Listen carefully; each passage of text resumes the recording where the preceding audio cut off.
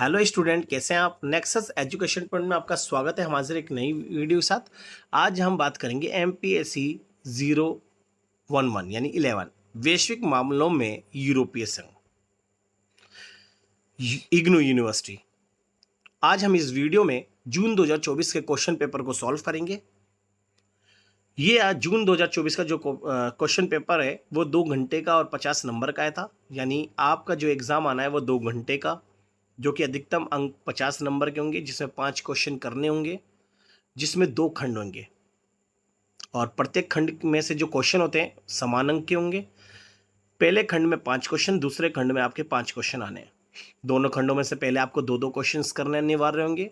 बचा एक क्वेश्चन आप किसी भी खंड में से आप उसे कर सकते हैं, यानी कुल मिलाकर आपके 5 क्वेश्चन हो जाएंगे।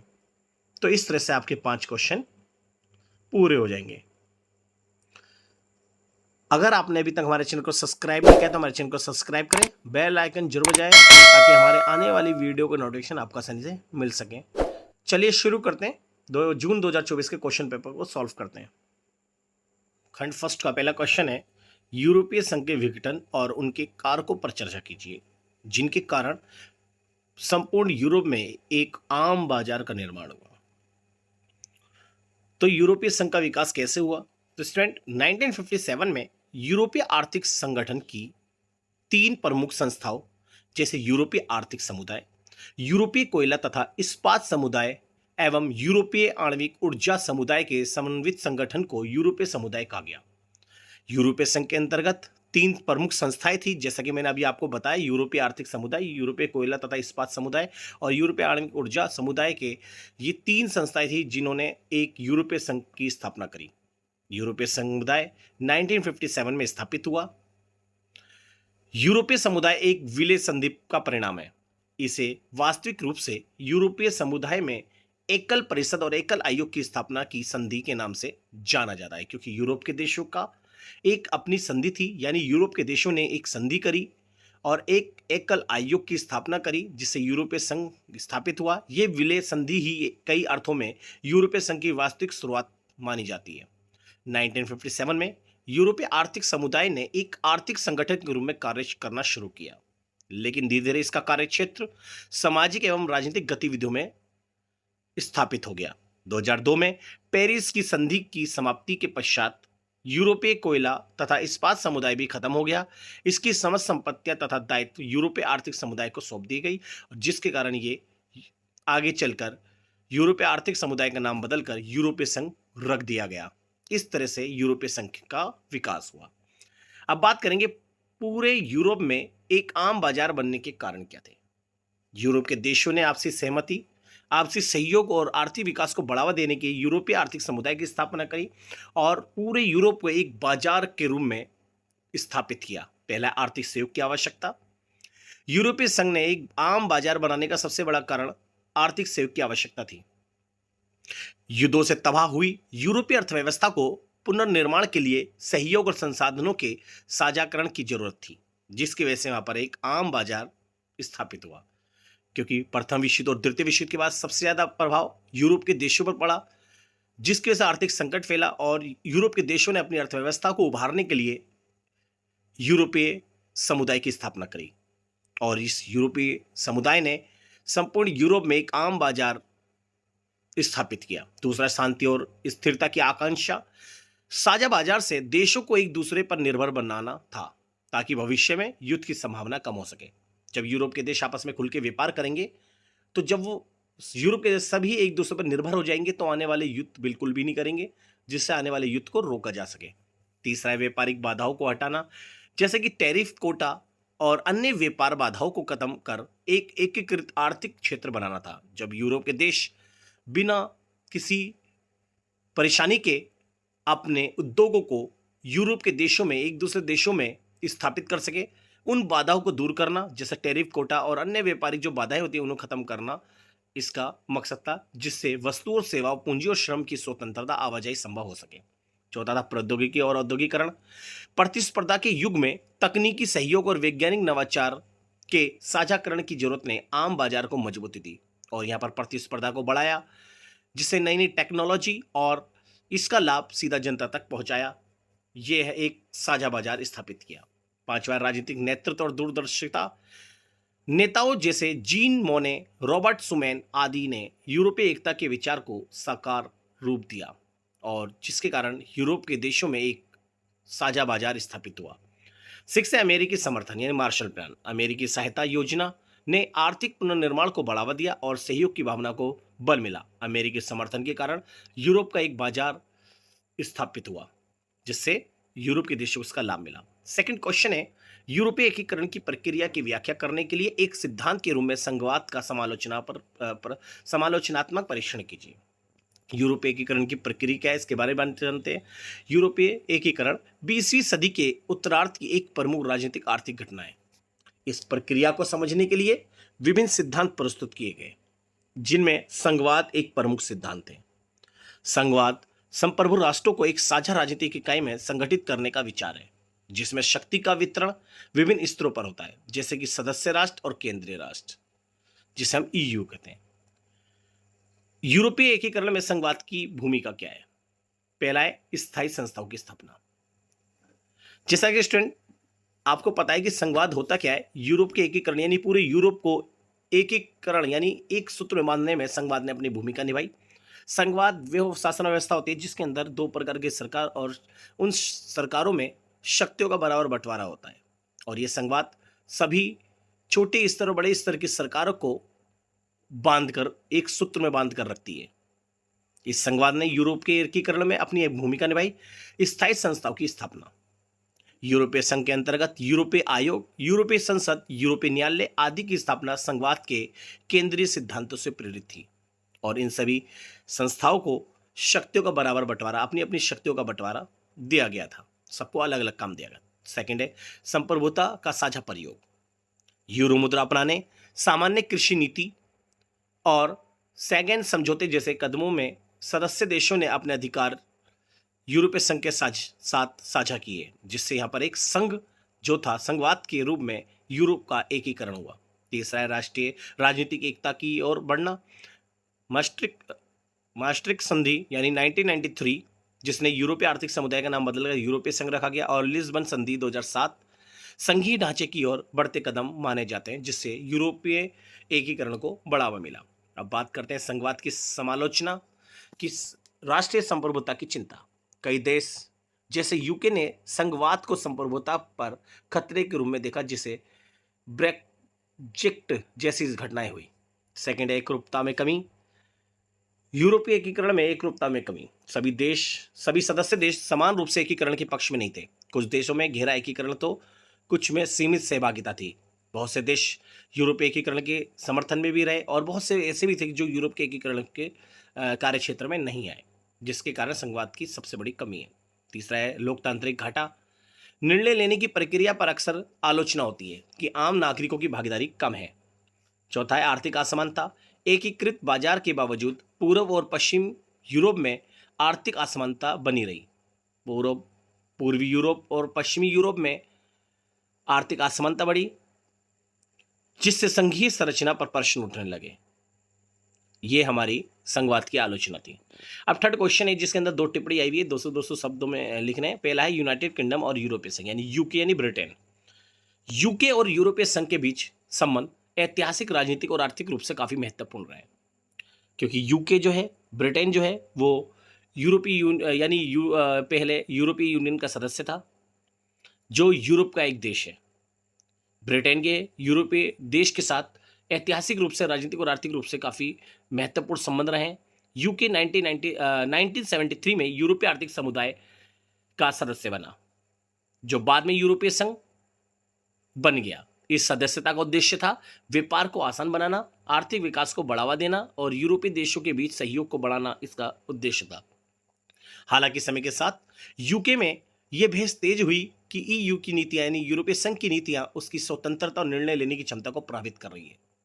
जब ब्रिटेन यानी यूके यूरोपीय संघ का सदस्य बना तो उसे यह लगने लगा कि यूरोपीय संघ के सदस्य बनने के बाद मेरी स्वतंत्रता सीमित हो गई है, मैं अपनी नीतियों को स्वतंत्र रूप से लागू नहीं कर पा रहा या निर्णय ले नहीं पा रहा, यानी उसकी जो क्षमता थी वो प्रभावित हो रही है। इसलिए 2016 में यूके ने एक जनमत संग्रह कराया जिसमें 52% लोगों ने यूरोपीय संघ से बाहर निकलने का समर्थन किया, जिसे ब्रेक्सिट कहा गया, यानी ब्रिटेन का यूरोपीय संघ से एग्जिट होना। इसके बाद 31 जनवरी 2020 को यूके आधिकारिक रूप से ईयू यानी यूरोपीय संघ से बाहर हो गया। इस तरह से उन्होंने अपने आप की स्वतंत्रता को बनाए रखा। ब्रेक्सिट के बाद यानी जब ब्रिटेन यूरोपीय संघ का सदस्यता जब उन्हें त्याग दिया, एग्जिट हो गया, उसके बाद यूके और ईयू के संबंधों में बदलाव आया। अब दोनों के बीच व्यापार यात्रा, सीमा शुल्क और नागरिक अधिकारों को लेकर नए समझौते हुए, क्योंकि जब उन्हें ईयू की सदस्यता छोड़ दी तो पुराने जो समझौते वो रद्द हो गए। अब उसे नई सरी से उन्हें यूरोपीय संघ के साथ समझौते करने पड़े। हालांकि वे अलग संस्थाएं हैं, फिर भी दोनों के बीच आर्थिक और कूटनीतिक सहयोग बना हुआ है। विशेष रूप से उत्तर आयरलैंड में के मुद्दे पर दोनों पक्षों के बीच संवाद जारी है। इस तरह से यूके और यूरोपीय संघ के संबंध थे।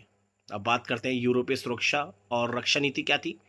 यूरोपीय सुरक्षा और रक्षा नीति यूरोपीय संघ की एक प्रमुख नीति है, जिसका उद्देश्य सदस्य देशों की सुरक्षा, शांति स्थापना और संकटों से निपटने में मदद करना है। इसका उद्देश्य यूरोप को अधिक आत्मनिर्भर और वैश्विक सुरक्षा मामलों में सक्रिय बनाना है। यूरोपीय सुरक्षा और रक्षा नीति के मुख्य उद्देश्य, पहले यूरोप की सीमा और नागरिकों की रक्षा करना। इसका उद्देश्य दूसरा उद्देश्य अंतर्राष्ट्रीय संकटों में शांति बनाए रखने के लिए सैन्य और नागरिक मिशन भेजना। तीसरा, आतंकवाद, समुद्री डकैती और मानव तस्करी जैसे खतरों से निपटारा करना। चौथा है मानवीय सहायता और आपदा राहत कार्यों में भागीदारी बना सुनिश्चित करना। ये यूरोपीय सुरक्षा और रक्षा नीति के उद्देश्य हैं। इसकी प्रमुख विशेषता, 1999 में इस नीति की शुरुआत हुई। इसमें नाटो के साथ सहयोग भी शामिल है। तीसरा, यूरोपीय संघ की अपनी कोई स्थायी सेना नहीं है, लेकिन सदस्य देश मिलकर सैन्य बल प्रदान करते हैं। यानी जो यूरोपीय देश हैं उसमें जितने भी 27 देश हैं वो सब अपनी सेना यूरोपीय संघ के आदेशों पर वो भेज सकते हैं, मगर इनकी कोई पर्टिकुलर कोई अपनी सेना नहीं है। चौथा है CSDP नाम से ये नीति अब और विकसित हो चुकी है, जैसे common security and defence policy, जिसके कारण यहाँ जो यूरोपीय सुरक्षा है रक्षा नीति है वो एक मजबूत हुई है। अब बात करते हैं फोर्थ क्वेश्चन की। यूरोपीय संघ का पूर्व की ओर विस्तार के कारण संबंधित मुद्दों और उनकी निहितार्थ का परीक्षण कीजिए। यूरोपीय संघ का पूर्व की ओर विस्तार 2004 और 2007 में हुआ, जब कई मध्य और पूर्वी देश जैसे पोलैंड, हंगरी, चेक गणराज्य, रोमानिया और बुल्गारिया यूरोपीय संघ में शामिल हुए। ये विस्तार शीत युद्ध के अंत के बाद हुआ, क्योंकि यूरोपीय संघ में जब सोवियत संघ का विघटन हो गया तो विघटन के बाद बहुत सारे उसके जो गणराज्य थे, चेक गणराज्य, रोमानिया, बुल्गारिया जैसे देश थे, वो सब यूरोपीय संघ के सदस्य बन गए। इसलिए यूरोपीय संघ का जो प्रभाव और जो विस्तार था वो पूर्व की ओर हुआ। और क्योंकि ये रोमानिया, बुल्गारिया सब पूर्व के देश हैं, ये विस्तार शीत युद्ध के अंत के बाद हुआ था। इसका उद्देश्य यूरोप में एकता, स्थिरता और आर्थिक विकास को बढ़ावा देना था। विस्तार के क्या कारण थे यूरोपीय संघ जो पूर्व की ओर उसका विस्तार हुआ? तो पहला, शीत युद्ध की समाप्ति। सोवियत संघ के विघटन के बाद पूर्वी यूरोप में लोकतंत्र और पूंजीवाद को बढ़ावा मिला। दूसरा, राजनीतिक स्थिरता। यूरोपीय संघ चाहता था कि पड़ोसी देश राजनीतिक रूप से स्थिर और लोकतांत्रिक बने, इसलिए इसका विस्तार हुआ। तीसरा, आर्थिक अवसर। यूरोपीय संघ नए बाजारों की खोज और सस्ते श्रमिक बल तक पहुंच यूरोपीय संघ के लिए आकर्षक थी, इसलिए इसका विस्तार यूरोप के पूर्वी देशों में पूर्व की ओर हुआ। चौथा है सुरक्षा बढ़ाना। पूर्वी देशों को शामिल कर यूरोपीय क्षेत्र में सुरक्षा और शांति को मजबूत करना इसका विस्तार का सबसे बड़ा कारण था। अब इसके संबंधित मुद्दे, आर्थिक असमानता, जैसे कि पुराने और नए सदस्यों के बीच विकास, वेतन और जीवन स्तर में बड़ा अंतर था। दूसरा मुद्दा, इसके विस्तार से मतलब यूरोपीय संघ का आवर्जन की बढ़ोतरी, यानी पूर्वी देशों में बड़ी संख्या में लोग काम की तलाश में पश्चिमी यूरोप में आ गए, जिसके कारण यहाँ पर एक मुद्दा बना इसके नियम। तीसरा है संस्थागत दबाव। यूरोपीय संघ की निर्णय प्रणाली पर नए देशों के कारण दबाव बढ़ा।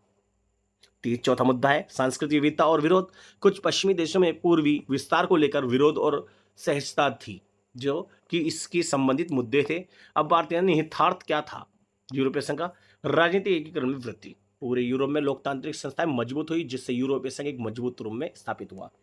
दूसरा निहितार्थ था आर्थिक लाभ। यूरोपीय संघ पूर्वी देशों को आर्थिक सहायता और निवेश मिला, जिससे विकास तीव्र गति से हुआ। तीसरा, नए विवाद। कुछ देशों में कानून का शासन, भ्रष्टाचार और प्रवास नीति को लेकर विवाद बढ़े। चौथा, रूस के साथ संबंध। पूर्वी विस्तार को रूस ने अपनी सुरक्षा के लिए खतरा माना, जिससे तनाव बढ़ा। तो इस तरह से हमने निहितार्थ के बारे में बात करी। तो इस टॉपिक को आप बहुत अच्छे से कर लीजिएगा। यूरोपीय संघ का पूर्व की ओर विस्तार के कारण संबंधित मुद्दे और उनका निहितार्थ, ये तीनों चीज हमने इस क्वेश्चन में एक्सप्लेन करी। अब बात करते हैं फिफ्थ क्वेश्चन की। पर्यावरण संरक्षण और जलवायु परिवर्तन में यूरोपीय संघ की पहल और भूमिका का परीक्षण कीजिए। यूरोपीय संघ विश्व के उन संगठनों में से एक है जो पर्यावरण संरक्षण और जलवायु परिवर्तन से निपटने के लिए अग्रणी भूमिका निभा रहा है। यूरोपीय संघ विकास के साथ साथ वैश्विक ताप और पर्यावरण से संबंधित समस्याओं के लिए समय समय पर आवाज उठाता रहा है और आर्थिक सहायता देता रहा है, और इसकी भूमिका अग्रणी है।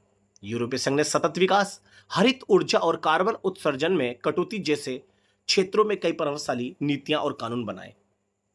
जैसे कि यूरोपीय संघ की प्रमुख पहले क्या है? पहला है पर्यावरण के लिए संरक्षण के लिए उनकी पहली पहल थी ग्रीन डील।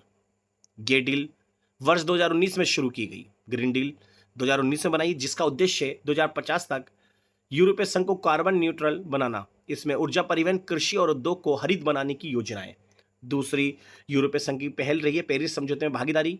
यूरोपीय संघ ने 2015 में पेरिस जलवायु समझौते में अहम भूमिका निभाई। वैश्विक ताप वृद्धि को 1.5 डिग्री सेल्सियस तक सीमित करने का लक्ष्य रखा। दूसरी पहल है कार्बन उत्सर्जन व्यापार प्रणाली। ये दुनिया की सबसे बड़ी कार्बन ट्रेडिंग योजना है। कंपनियों को सीमित उत्सर्जन की अनुमति दी जाती है और अतिरिक्त उत्सर्जन के लिए शुल्क लिया जाता है। इस तरह से इन्होंने यहाँ पर बहुत ही पर्यावरण संरक्षण में अपनी अहम भूमिका निभाई। फोर्थ है नवीकरणीय ऊर्जा को बढ़ावा। यूरोपीय देशों को 2030 तक अपनी ऊर्जा का 32% नवीकरणीय स्रोतों से प्राप्त करने का लक्ष्य था। सौर, पवन और जैव ऊर्जा के क्षेत्र में भारी निवेश भी यूरोपीय संघ की अहम पहल थी।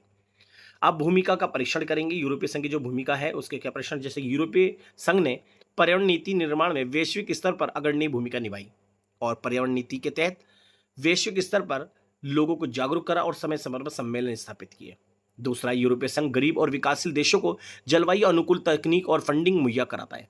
बहुत से लोगों को जो विकासशील देश है उनको नई नई टेक्नोलॉजी भी देता है, और यहाँ तक कि जो अगर आर्थिक सहायता, फंडिंग है, वो भी देता है यूरोपीय संघ।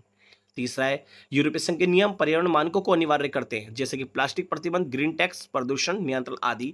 ये सब हमारी यूरोपीय संघ की पर्यावरण संरक्षण के लिए भूमिका है। अब बात करते हैं खंड सेकंड की, क्वेश्चन नंबर 6।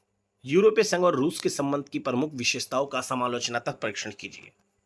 यूरोपीय संघ और रूस के बीच संबंधों में सहयोग और संघर्ष दोनों शामिल है। शीत युद्ध के बाद दोनों पक्षों ने आर्थिक, ऊर्जा और सुरक्षा क्षेत्र में भागीदारी को बढ़ाया, परंतु हाल ही के वर्षों में इन संबंधों में भारी तनाव आया। अब बात करते हैं यूरोपीय संघ और रूस के बीच संबंध की विशेषता क्या है। यूरोपीय संघ रूस से प्राकृतिक गैस और तेल का एक बड़ा हिस्सा आयात करता है, जिससे दोनों के जो आर्थिक संबंध बहुत ही घनिष्ठ है। 2000 के दशक में यूरोपीय संघ और रूस के बीच व्यापार में तेजी आई, विशेष रूप से ऊर्जा, धातु और मशीनरी के क्षेत्र में, जिससे दोनों देशों के में निकटता आई। तीसरा है रूस में के क्रीमिया पर कब्जे 2014 और डोनबास क्षेत्र में हस्तक्षेप ने यूरोपीय संघ रूस को, यानी यूरोपीय संघ और रूस संबंधों को गंभीर रूप से क्षतिग्रस्त किया, जिससे दोनों के संबंध तनावपूर्ण हुए। चौथा है रूस नाटो और यूरोपीय संघ के विस्तार को अपने लिए खतरा मानता है, इसलिए रूस ने समय समय पर नाटो का विरोध करा और इसकी आलोचना करी, जिससे दोनों के संबंध तनावपूर्ण हुए। पांचवा, यूरोपीय संघ लोकतंत्र, मानवाधिकार और अंतर्राष्ट्रीय कानून का समर्थन करता है, जबकि रूस सत्तावादी शासन और प्रभुत्ववादी नीति पर चलता रहा है। छठा है 1990 और 2000 के दशक में कई संवाद मंच जैसे EU रशिया समिट सक्रिय थे, जिससे दोनों के जो करीबी रिलेशन बने। समालोचना, यूरोपीय संघ और रूस के संबंधों की आलोचना मुख्य इस बात को लेकर होती है कि यूरोपीय संघ रूस की आक्रामक नीतियों जैसे यूक्रेन और जॉर्जिया पर हस्तक्षेप के प्रति दृढ़ रुख नहीं अपना पाया। ऊर्जा के क्षेत्र में अत्यधिक निर्भरता ने यूरोपीय संघ को रणनीतिक रूप से कमजोर किया, क्योंकि यूरोपीय संघ पूरी तरह ऊर्जा के क्षेत्र में रूस के ऊपर निर्भर है। सदस्य देशों के बीच रूस को लेकर साझा दृष्टिकोण की कमी रही है और यूरोपीय संघ ने रूस और यूक्रेन के युद्ध को रोक नहीं पाया, जिससे नीति निर्माण प्रभावित हुआ। साथ ही मानवाधिकारों के उल्लंघन पर यूरोपीय संघ की प्रतिक्रिया अक्सर सीमित और प्रतीकात्मक रही है, जिससे दोनों के संबंध जो है तनावपूर्ण है।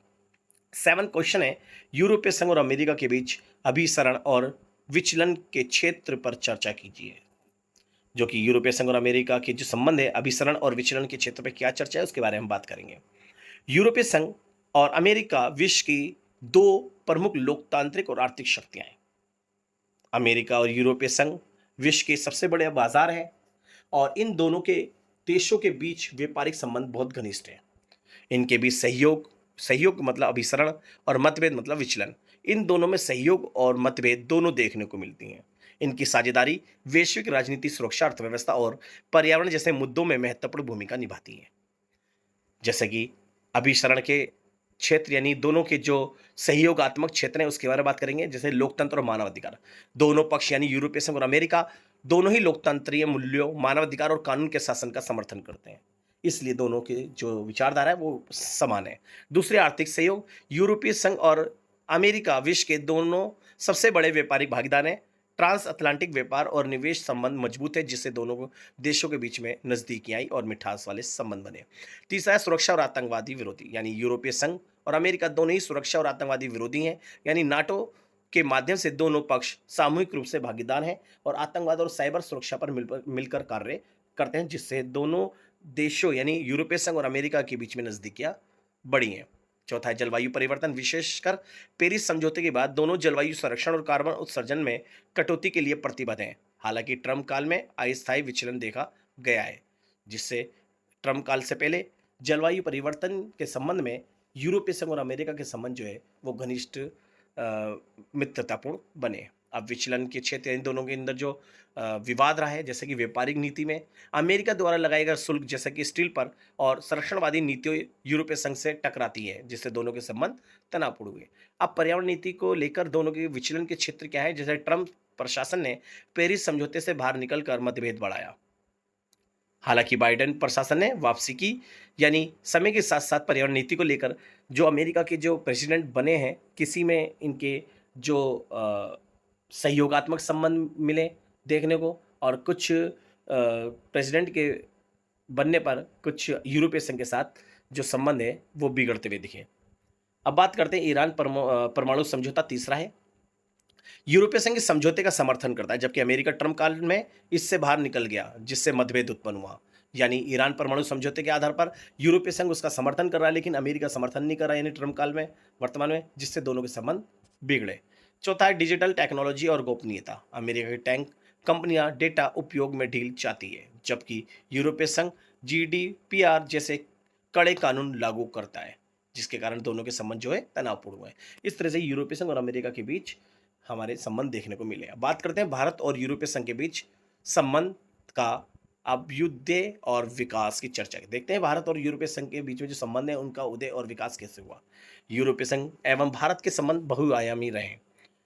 यूरोपीय संघ भारत के लिए प्रत्यक्ष विदेशी निवेश का सबसे बड़ा स्रोत है, क्योंकि भारत के अंदर यूरोपीय देशों ने प्रत्यक्ष विदेशी निवेश को बढ़ावा दिया है और भारत भी यूरोप के देशों के साथ खुल के व्यापार करता है, जिससे यूरोपीय संघ और भारत के बीच में नजदीकियां है। साथ ही व्यापार सहभागिता, विकास सहायता, तकनीकी, प्रवासी भारतीयों के प्रभावशाली समूह के निवास स्थान के रूप में भारत के लिए यूरोपीय संघ महत्वपूर्ण क्षेत्र है। विकासशील देशों में सर्वप्रथम भारत ने ही यूरोपीय आर्थिक समुदाय के साथ सामरिक संबंध स्थापित करे और 1962 में यूरोपीय आर्थिक समुदाय के साथ कूटनीतिक मिशन स्थापना की मान्यता भी भारत ने दी, जिसके यूरोपीय संघ और भारत की जो नजदीकियां है वो बढ़ी। इनका उदय हुआ। भारत ने यूरोपीय आर्थिक समुदाय से 1962 में औपचारिक राजनीतिक संबंध स्थापित किए, जिससे इनके जो नजदीक या इन दोनों के संबंध है वो तेजी से उनका विकास हुआ। 1970-80 के दशक में यूरोपीय आर्थिक समुदाय ने भारत को एक प्रमुख विकास भागीदार माना और सहायता दी। व्यापार संबंध भी धीरे धीरे बढ़ने लगे, जिससे भारत को यूरोप के द्वारा प्रत्यक्ष विदेशी निवेश प्राप्त हुआ। भारत और यूरोपीय संघ ने सहयोग को मजबूत करने के लिए एक साझेदारी और सहयोग समझौता किया, जिससे दोनों के संबंधों में अभ्युदय यानी विकास हुआ। अब बात करते हैं विकास के चरण की। पहला पॉइंट है रणनीतिक साझेदारी 2004। भारत और यूरोपीय संघ ने अपने संबंधों को रणनीतिक साझेदारी में बदल दिया। इससे द्विपक्षीय संवाद और सहयोग के नए रास्ते खुले, जिससे दोनों देशों में जो संबंध थे वो काफी बेटर बने। दूसरा है व्यापार और निवेश। यूरोपीय संघ भारत का एक प्रमुख भागीदारी है। दोनों के बीच द्विपक्षीय व्यापार और निवेश में वृद्धि हुई तथा भारत यूरोपीय संघ मुक्त व्यापार समझौता यानी एफटी पर वार्ताएं 2007 में शुरू हुई, लेकिन अब तक कई मुद्दों पर गतिरोध है।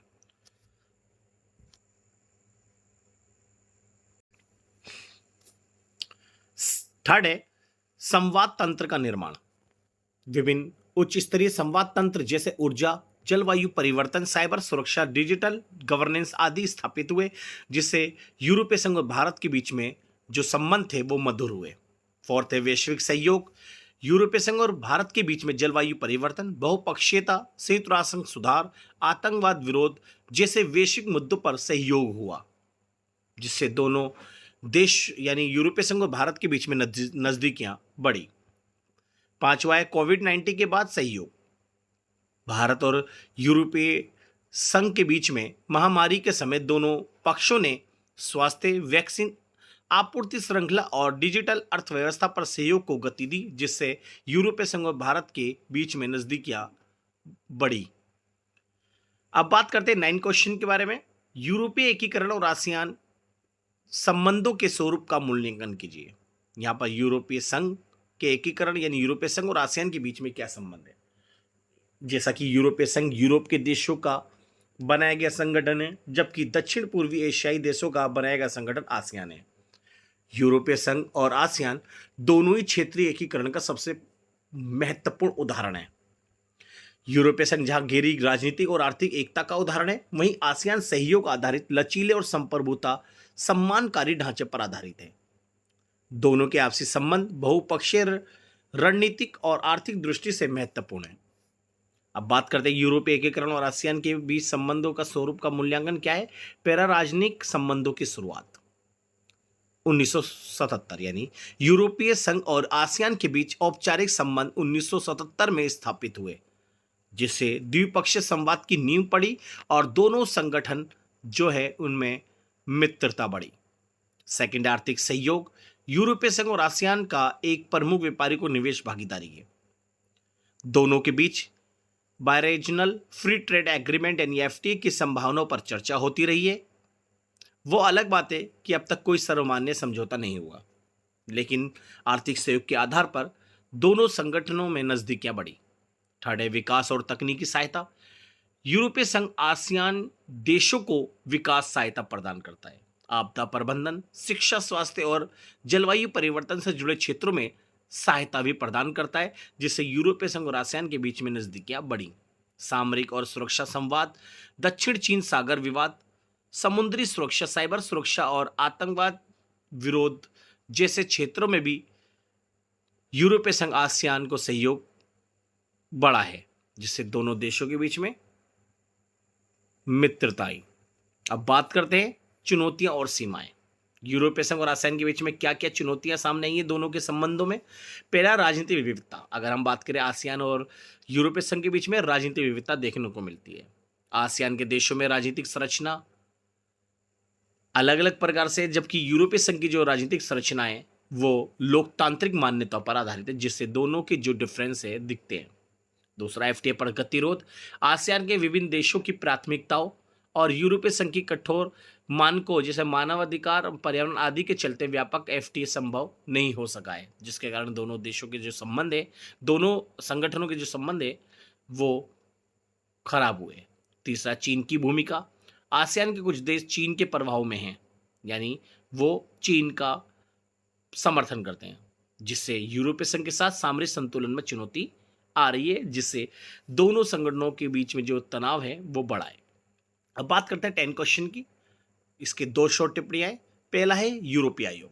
यूरोपीय आयोग यूरोपीय संघ का एक कार्यकारी शाखा है, यानी यूरोप के जितने भी जो कार्य हैं, जो कार्यकारी काम है, वो सब यूरोपीय आयोग के द्वारा है किए जाते हैं। जो यूरोपीय संघ की नीतियों का निर्माण, यानी यूरोपीय जो आयोग है वो यूरोप के संघ की नीतियों का निर्माण और उन नीतियों को लागू करना, उन पर निगरानी करना, ये आयोग यूरोपीय संघ के हितों का प्रतिनिधित्व करता है, ना कि किसी विशेष सदस्य राज्य का।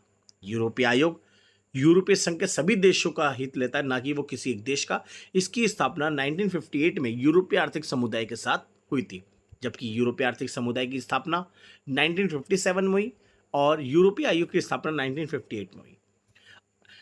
ये आयोग में प्रत्येक सदस्य देश से एक आयुक्त होता है, यानी जो सभी सदस्य थे उनमें से एक आयुक्त लिया जाएगा और इनका नेतृत्व जो करेगा आयोग का, वो अध्यक्ष करेगा, यानी आयोग का अध्यक्ष, जिसे यूरोपीय परिषद द्वारा नामांकित किया जाता है। यानी ये जो अध्यक्ष है, जो आयोग का अध्यक्ष है, ये यूरोपीय संघ के द्वारा चुना जाता है और यूरोपीय संसद द्वारा अनुमोदित किया जाता है। आयोग के पास विधायी पहल का विशेष अधिकार होता है, यानी ये यूरोपीय संघ कानूनों का प्रारूप तैयार करता है। यानी जितने भी यूरोपीय संघ के जो कानून बनेंगे उनका प्रारूप यानी उसका स्ट्रक्चर तैयार करने का काम यूरोपीय आयोग का है, जिसे संसद और परिषद पास करती है। इसके अतिरिक्त आयोग यूरोपीय संघ का बजट भी तैयार करता है, यानी यूरोपीय संघ का जितना भी बजट होगा वो सब बजट आयोग के द्वारा तैयार किया जाएगा। विभिन्न कार्यक्रमों और नीतियों को लागू करता है और ये सुनिश्चित करता है कि सभी सदस्य देश यूरोपीय संघ की संधियों नियमों का पालन कर रहे हैं, यानी यदि कोई सदस्य देश उल्लंघन करता है तो आयोग उसे यूरोपीय न्यायालय के सामने ले जा सकता है। यह आयोग यूरोपीय संघ की वैश्विक भूमिका में अहम है, क्योंकि यह अंतर्राष्ट्रीय समझौते भी कराता है और अन्य देशों के साथ व्यापार और कूटनीतिक संबंधों में भी भाग लेता है, इसलिए यह यूरोपीय संघ का प्रशासनिक इंजन माना जाता है। अब सेकेंड है इसका गरीबी उन्मूलन में के उद्देश्य से, यानी जो गरीबी हटाने, जो गरीबी देश हैं उनमें गरीबी उन्मूलन के उद्देश्य से यूरोपीय संघ की जो विकास नीति वो क्या है। यूरोपीय संघ की जो विकास नीति वो गरीब देशों में गरीबी को खत्म करने के संबंधित है, यानी यूरोपीय संघ ने गरीब देशों को काफ़ी आर्थिक सहायता देकर उनमें गरीबी उन्मूलन करने के प्रयास किए। यूरोपीय संघ की विकास नीति का मुख्य उद्देश्य वैश्विक स्तर पर गरीबी खत्म करना है। ये नीति संयुक्त राष्ट्र संघ के सतत विकास लक्ष्यों के अनुरूप है और विशेष रूप से विकासशील देशों में सामाजिक आर्थिक सुधार, मानवाधिकार संरक्षण, शिक्षा, स्वास्थ्य, लिंग समानता और सतत विकास को बढ़ावा देती है। यूरोपीय संघ विश्व का सबसे बड़ा विकास सहायता प्रदान करता है। यह सहायता द्विपक्षीय और बहुपक्षीय दोनों माध्यमों से प्रदान की जाती है। यूरोपीय विकास निधि जैसे कि EDF और NDICI जैसे कार्यक्रमों के माध्यम से यूरोपीय संघ गरीबी से जूझ रहे देशों को वित्तीय और आर्थिक तकनीकी सहायता उपलब्ध कराता है ताकि इन देशों से गरीबी हटाई जा सके। यूरोपीय संघ की ये नीति विकास के लिए साझेदारी की भावना पर आधारित है, क्योंकि ये नीति सभी देशों को साझेदार बनाकर उनमें गरीबी को दूर करना है, जिसमें सहयोग देशों के साथ पारदर्शिता, उत्तरदायित्व और दीर्घकालिक रणनीति पर जोर दिया जाता है। इसमें सुशासन, लोकतंत्र और संस्थागत मजबूती को भी विशेष महत्व दिया जाता है। जलवायु परिवर्तन, खाद्य सुरक्षा और आपदा प्रबंधन जैसे क्षेत्रों को भी गरीबी उन्मूलन से जोड़ा गया है। कुल मिलाकर यूरोपीय संघ की विकास नीति वैश्विक गरीबी को कम करने की एक संगठित, बहुआयामी और न्याय संगत प्रयास है जो विश्व स्तर पर काम करती है। तो इस तरह से हमने ये क्वेश्चन MPSC 011 का क्वेश्चन पेपर सॉल्व करा। अगर आपको हमारी वीडियो अच्छी लगी तो हमारे चैनल को सब्सक्राइब करें, बेल आइकन जरूर बजाएं, लाइक, कमेंट, शेयर करना ना भूलें।